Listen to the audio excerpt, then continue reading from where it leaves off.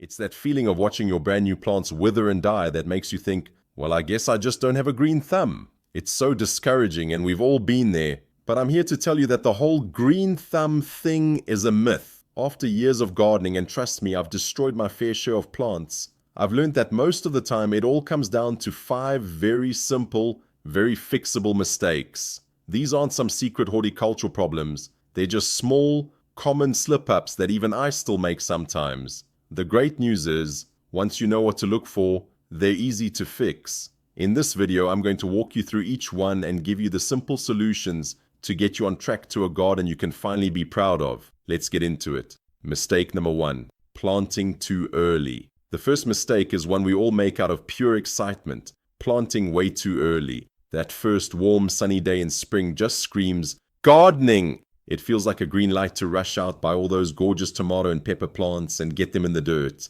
It feels so good, so productive, but it's often the first step toward disaster. Here's the deal. Even if the air feels warm, the soil is still chilly from winter. Most vegetable seeds just won't sprout in cold soil, and the roots of your new plants can't really do their job. They just sit there, stressed out, unable to soak up water and nutrients, which leads to sad, stunted plants. Even worse is the threat of a late frost. Tender plants like tomatoes, squash, and beans can get completely wiped out overnight. You'll come out to find blackened, withered leaves, and all your hard work is gone. It's a truly heartbreaking setback, but it's completely avoidable with just a little patience. The fix is almost too simple. Know your last frost date. Just do a quick online search for your zip code plus last frost date. This is an average, so to play it safe, wait about 1 to 2 weeks after that date to plant your warm weather veggies. This gives the soil time to actually warm up and seriously cuts down the risk of a surprise cold snap. If you're starting from seed, the back of the seed packet is your Bible.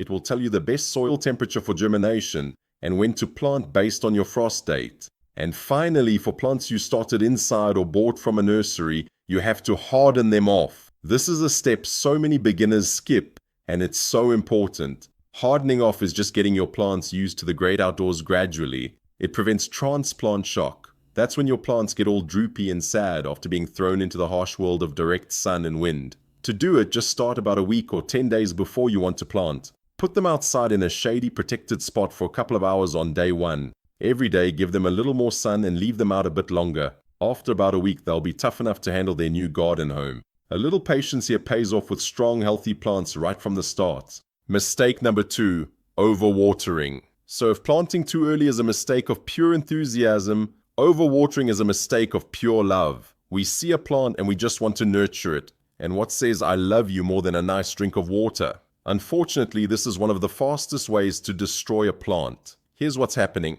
Plant roots need 2 things, water and, this is the one people forget, oxygen. When you water too much, the soil gets completely waterlogged. All those little air pockets in the soil fill up and the roots literally drown. Without oxygen, they can't absorb nutrients and they start to rot. This is called root rot, and it turns the roots into a brown, mushy mess. But here's the confusing part. Above ground, the plant looks exactly like a thirsty plant. The leaves turn yellow, they wilt, they droop. So what do? You give it more water, and the problem just gets worse. So, how do we fix this? Let's change our mindset from watering a little bit all the time to a lot, but not very often. Instead of a light sprinkle every day, give your plants a deep, thorough soak every few days. This actually encourages the roots to grow deeper into the soil to find water, which builds a much stronger, more resilient plant. And the most important rule of all, check the soil before you water. Don't water on a schedule. Water when the plant actually needs it.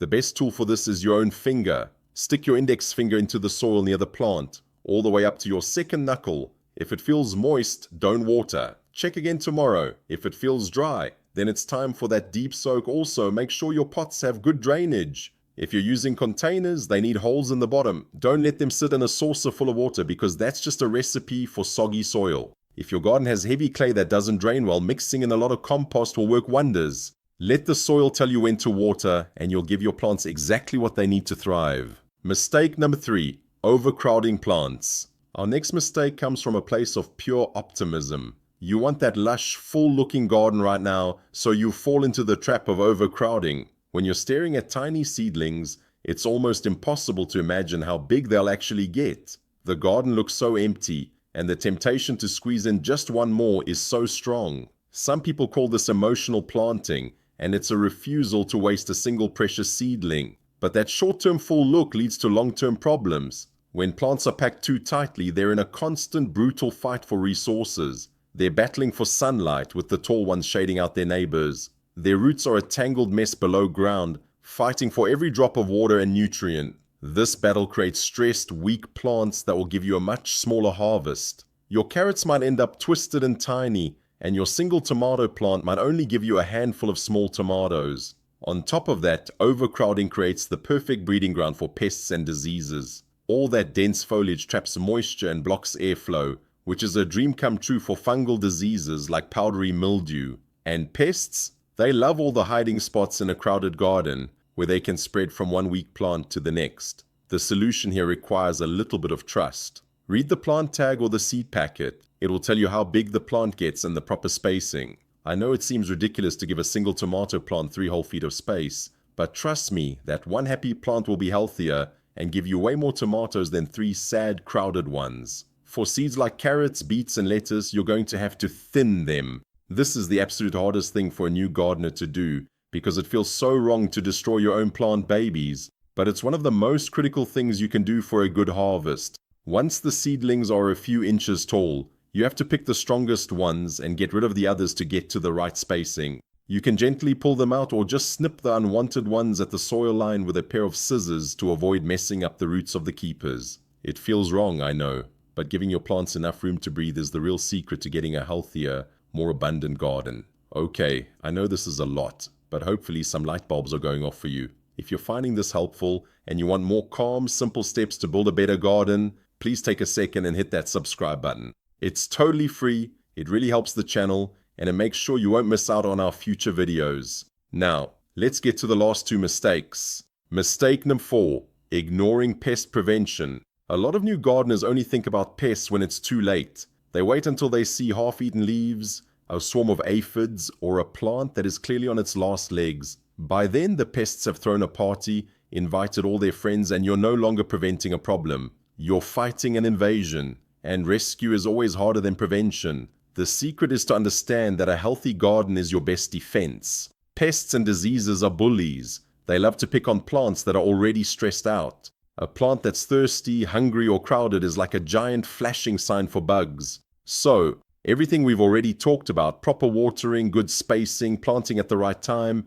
that's all part of pest prevention. The solution is to switch from being reactive to being proactive. This starts by just spending a few minutes in your garden every day. Don't think of it as a chore. Think of it as your morning coffee walk. Just peacefully observe. Look at your plants. Flip over a few leaves. Do you see any weird spots? Tiny eggs? A few little bite marks? Catching a problem when it's 1 or 2 caterpillars is so much easier than dealing with dozens. Early intervention is easy. A few aphids? Blast them off with a jet of water from your hose. See a big tomato hornworm? Pick him off and drop him in a bucket of soapy water. If you see a diseased leaf, just snip it off to stop the spread. You can also use physical barriers. For things like cabbage or broccoli that are magnets for moths, you can cover them with a lightweight row cover the day you plant them. It lets in light and water but physically blocks the pests from ever getting to your plants. And finally, think of your garden as a little ecosystem. Not all bugs are bad. You want to attract the good guys, like ladybugs that eat aphids and wasps that take care of caterpillars.